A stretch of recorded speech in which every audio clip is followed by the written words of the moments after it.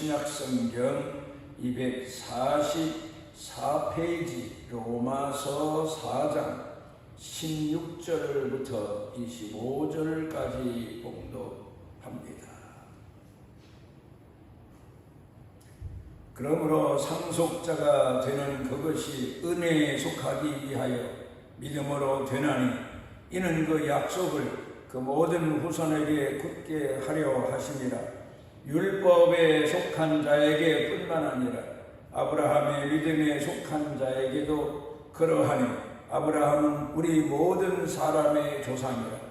기록된 바 내가 너를 많은 민족의 조상으로 세웠다 하심과 같으니 그가 믿은 바 하나님은 죽은 자를 살리시며 없는 것을 있는 것으로 부르시는 이시니라.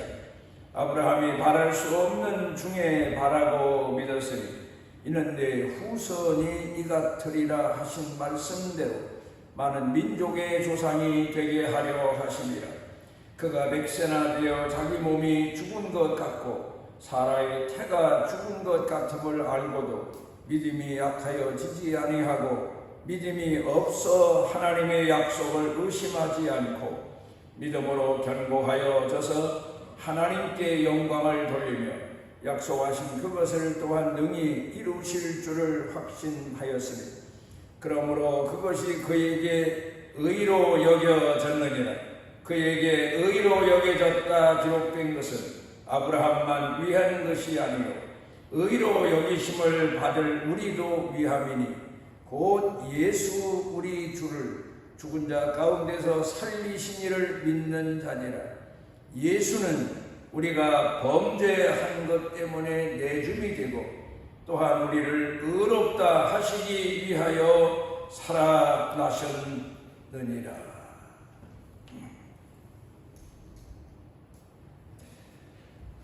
남극에 가게 되면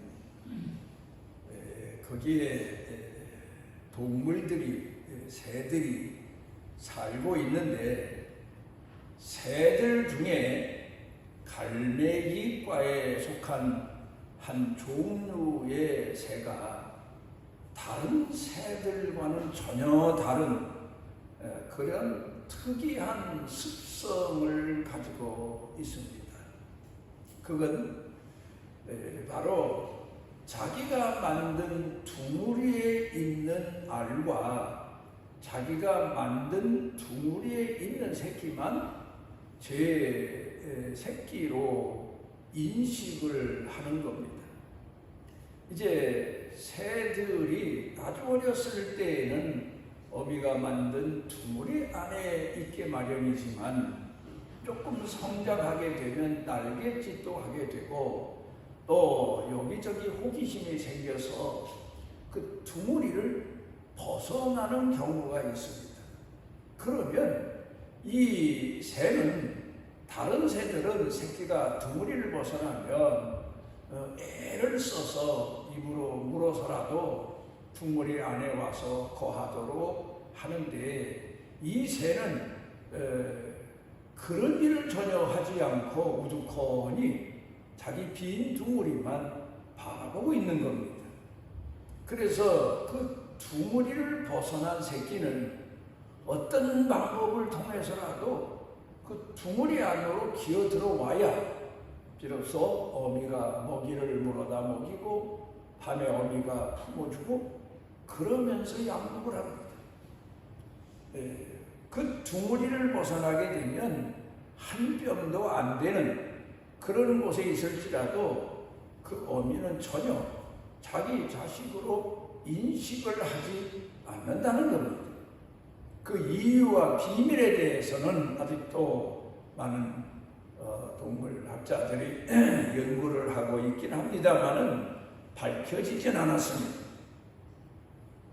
그런데 어쨌든 이 이야기를 통해서 우리 믿는 사람들이 거기서 얻는 교훈, 우리는 그렇잖아요. 자연을 통해서 얻는 교훈이 있고 사회를 통해서 얻는 교훈이 있습니다. 그런데 바로 그 새에게서 얻는 교훈이 바로 두 가지가 있습니다. 하나는 교회라는 건물, 성전 안에 중심으로 신앙생활하는 신앙입니다. 그 다음에 또 하나는 하나님 말씀 안에 거하며 그 말씀의 순종자로 사는 겁니다.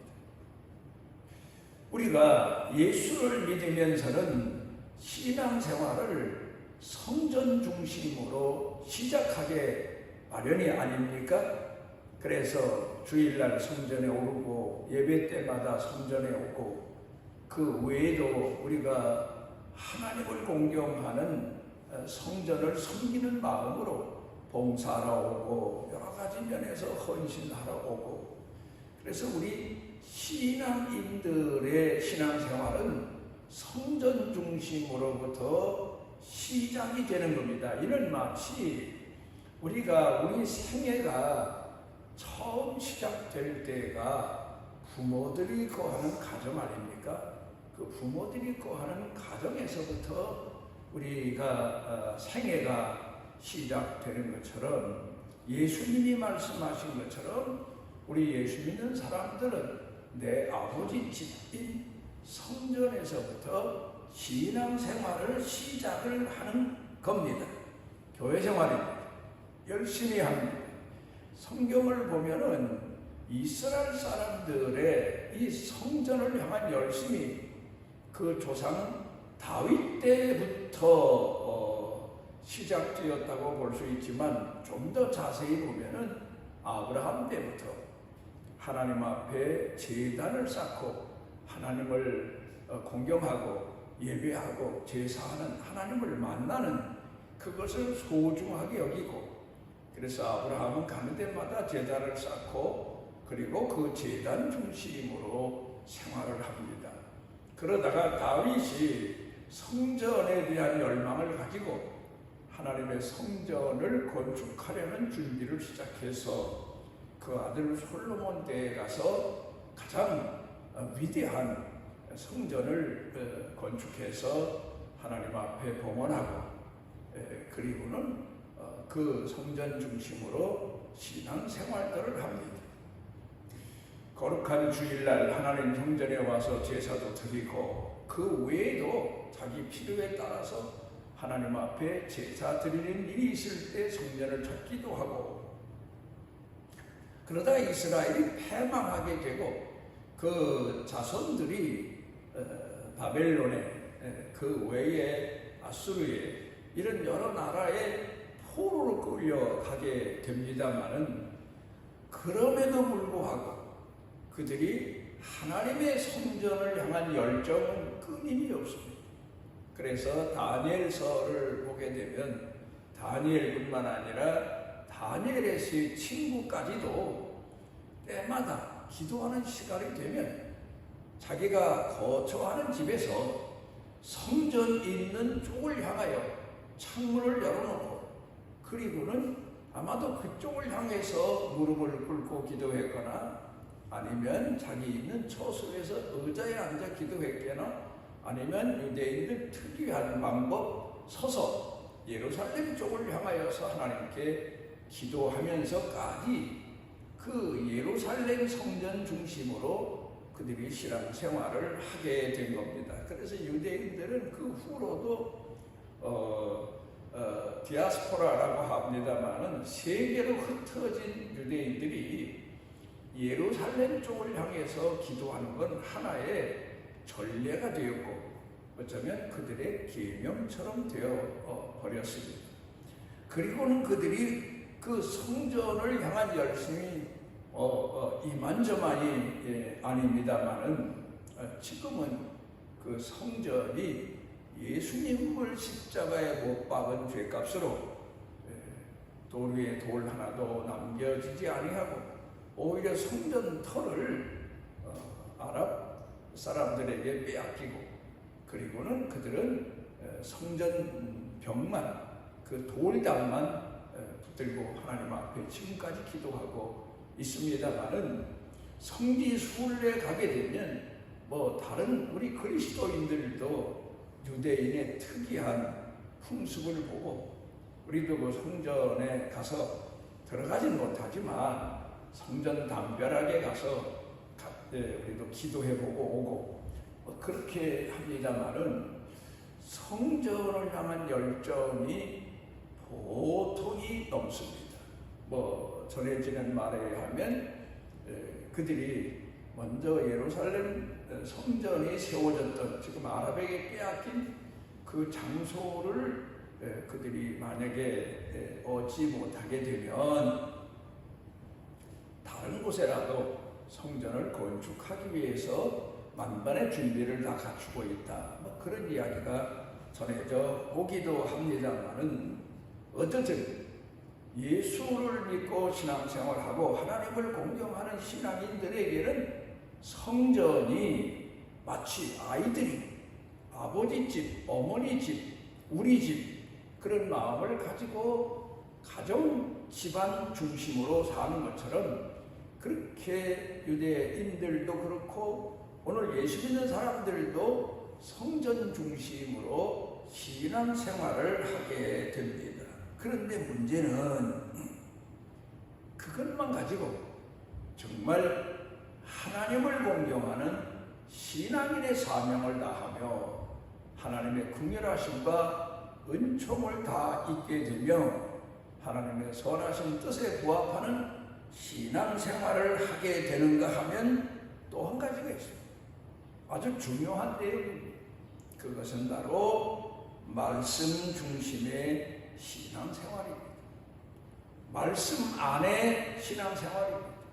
말씀대로 순종하며 말씀을 사랑하며 하나님을 사랑하는 마음으로 그 말씀대로 하나님을 공경하며 실천하는 그런 신앙생활입니다. 우리가 가정생활과 교회를 비교할 때가 참 많죠. 그런데 요 근간에 가정들의 문제가 뭔가 겉으로 보면 남들에게 오히려 부러움을 받을 만큼 다 가지고 있는 가정들이 많습니다. 남편도 있고 아내도 있고 자녀도 있고 부모도 있고 그런가 하면 집도 있고 재산도 가질 만큼 가지고 있고 직업도 있고 갖출 것은 다 갖췄습니다. 자녀들 교육도 마음껏 시킬 수 있고 그런데 물론 그런 가정이 부럽지 않은 것은 아닙니다만은 문제가 뭔가 하면 바로 그 부부간의 마음 가운데 사랑이 식어져 버리고 말았다는 겁니다. 이게 바로 문제입니다. 가난했을 때에는 가진 게 별로 없습니다.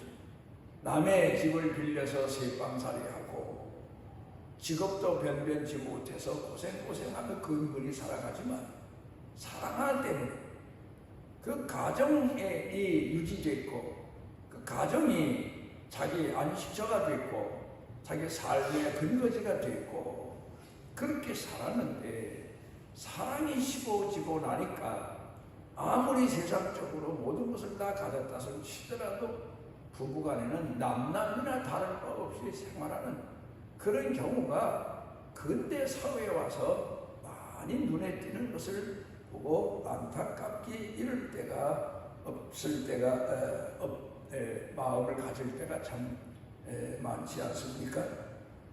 그런데 신앙생활도 그렇습니다.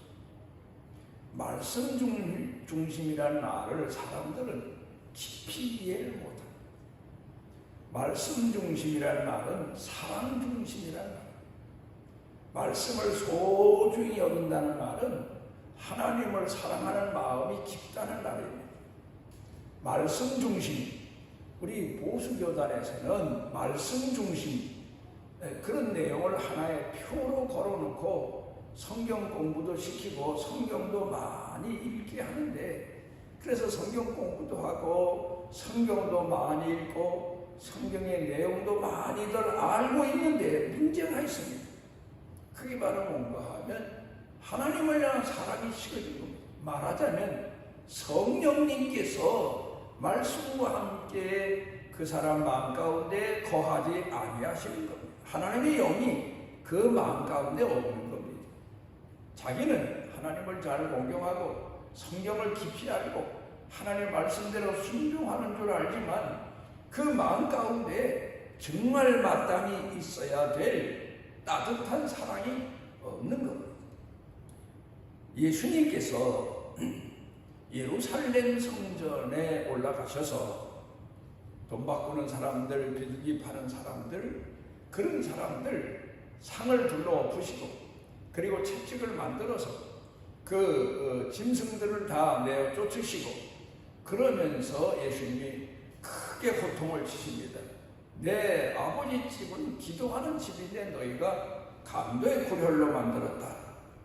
요한복음 2장 17절에 보게 되면 그 내용의 가장 중요한 핵심적인 내용이 나오는데 시편 19편 9절을 이용해서 69편 시편 69편 9절을 인용해서 그 기록된 말씀이 있습니다. 거기에 보면은 주의 전을 사모하는 열심이 나를 삼키리라 하신 말씀을 제자들이 기억했다.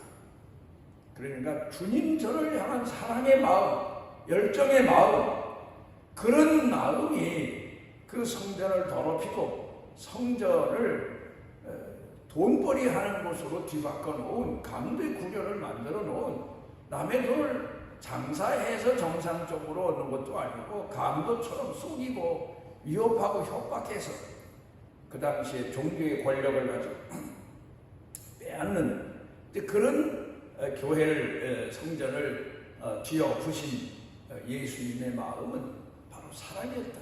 하나님 저를 향한 사랑이었다. 그런데 성전이 그 사랑을 잃어버렸다.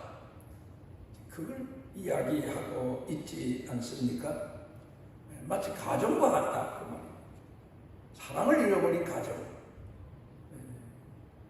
그것과 같다. 그겁니다.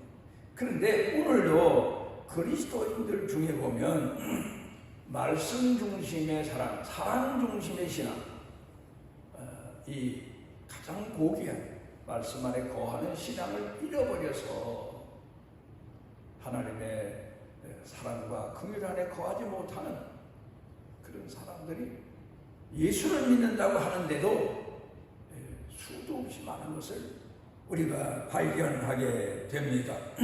전에 우리 교회가 노회에 소속되어 있을 때에 백동석 목사님 계신 교회 소속된 노회에 소속됐던 적이 있습니다. 그때 백동석 목사님이 여러 차례 이야기를 우리 만나면 하셨습니다.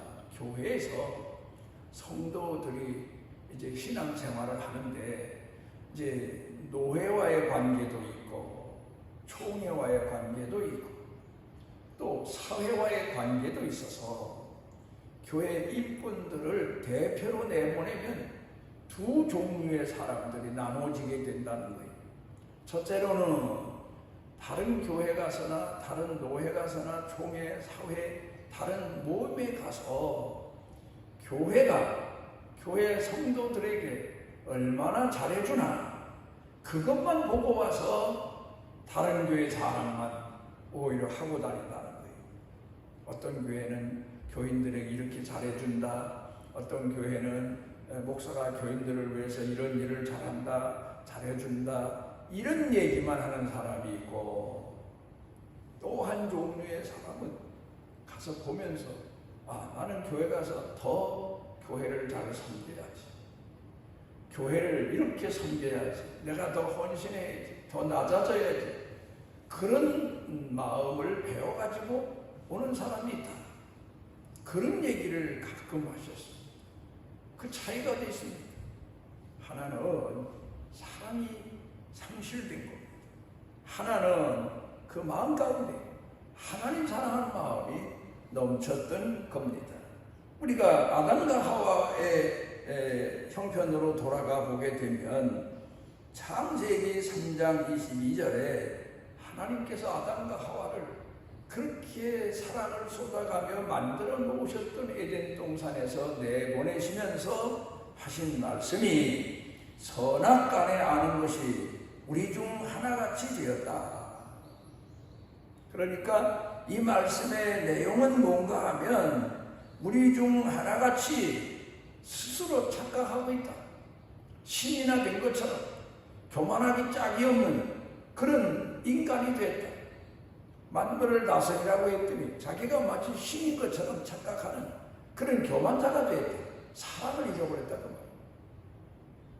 그래 하나님께서 그들에게 그 마신 선악과를 왜 따먹었느냐 하고 물으시니까 만약에 아담 마음 가운데 사람이 있었더라면 처음에 자기 아내를 맞이할 때 이는 내 살 중에 살이요 뼈 중에 뼈리야 그랬는데 나중에 선악과를 따먹고 난 다음에 하나님이 주신 여자 아내 하와가 선악과를 따먹으라고 해서 따먹었습니다.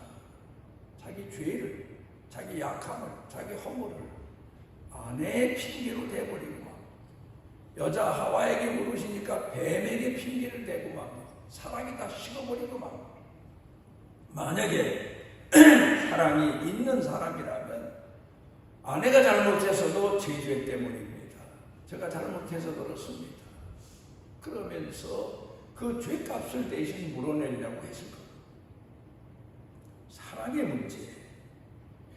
여러분 우리가 예수님께서 이 땅에 오셔서 많은 사람들이 몰려오니까 산상으로 올라가십니다. 사람들이 거기를 따라갑니다. 거기서 예수님께서 말씀하신 내용이 산상 복음이라고 팔복이라고 말하기도 하고 산상보훈이라고도 말하기도 하고 그럽니다마는 거기서 예수님이 하신 말씀을 가만히 되돌아가서 생각해 보게 되면 우리가 어떻게 사람으로서 저럴 수 있나 그런 내용의 말씀을 하시지 않습니까? 그런데 사실 그 내용의 말씀을 들어보면 사랑을 회복하는 사람은 사랑하는 마음을 하나님을 공경하는 사랑의 마음을 회복하고 그리고 사랑을 성령과 말씀을 통하여 회복한 사람은 능히 행할 수 있는 이렇게 행해야 된다. 그런 내용의 말씀을 전하고 계시지 않습니까? 오리를 가고자 하는 자에게 심리를 가질 수 있고 겉옷을 달라는 자에게 속옷을 달라는 자에게 겉옷까지 줄 수 있고 오른편 뺨을 때리면 왼편도 돌려댈 수 있고 어떻게 그럴 수 있습니까? 물론 억지로 계명이니까 그렇게 순종할 수 있지만 사랑하면 진정으로 사랑하면 그런 마음을 가지고 살아갈 수 있다. 그러니까 산상보훈의 말씀을 우리가 가만히 읽어보면 이 말씀을 어떻게 우리가 순종할 수 있나? 사랑을 회복하면 되는 거야. 사랑의 계명이구나. 사랑이 있는 사람에게 주시는 말씀이구나 하는 사실을 돌이켜 생각해 볼 수가 있습니다. 믿음과 사랑 이게 얼마나 소중한지 모릅니다. 오늘 우리가 신앙생활하면서 아브라함 오늘 본문에는 아브라함의 믿음에 대해서 이야기하고 있습니다. 그런데 아브라함이 가졌던 신앙의 핵심은 흔히들 믿음과 순종 그러는데 그 말에 더 깊은 의미는 사랑입니다. 하나님 사랑하는 마음입니다. 하나님 믿는 마음입니다. 오늘 우리가 이 마음을 가지고 하나님을 공경해야 됩니다. 성전에서 교회에서 봉사하고 헌신하고 성전 중심으로 사는 것도 중요하지만 가정 중심으로 살면서 사람이 식어졌다고 하면 그건 가장 불행한 일이고 심각한 문제 아닙니까? 마찬가지로 우리가 성전 중심으로 살 때 그 안에 말씀 안에 거하고 말씀 중심으로 사는 사랑 중심으로 사는 그런 신앙을 회복해야만 비로소 아브라함의 자손이라 그런 칭함을 받게 될 수가 있습니다. 기도하시오. 오늘 우리를 사랑하셔서 주님 앞에 우리 자신의 신앙을 돌아볼 수 있도록 은총 주셨사오니 주님 우리가 무엇보다도 교회 중심으로 신앙생활하되 더 깊은 하나님의 말씀 중심으로 주의 말씀 따라 순종하며 헌신하며 사랑을 우리 가슴에 계명으로 새기고 실천하며 살아가는 축복의 은혜를 더하여 주옵소서. 예수님 이름으로 기도드리옵나이다. 여호와께서 그 날개 아래 보호를 받으러 온 내게 온전한 상 주시기를 원하노라. 하나님의 사랑을 가슴에 품으시고 죄인들을 찾아오셔서 그 죄인들의 죄값을 대신 물어주기까지 사랑하시며 십자가에 못 박혀 죽으신 우리 구주 예수 그리스도의 무한하신 은혜와 우리를 사랑하시되 영원토록 포기치 않고 사랑하시는 아버지 하나님의 만극하신 사랑과 우리 속에 내재하셔서 때를 따라 깨워주시고 성령의 감동을 받도록 역사하시는 성령님의 능력의 은총이 사랑하는 자녀들 생각, 마음 그리고 사는 생활, 일터, 경영 온 교회 중에 넘치고 넘치도록 함께 하시기를 축원하옵나이다.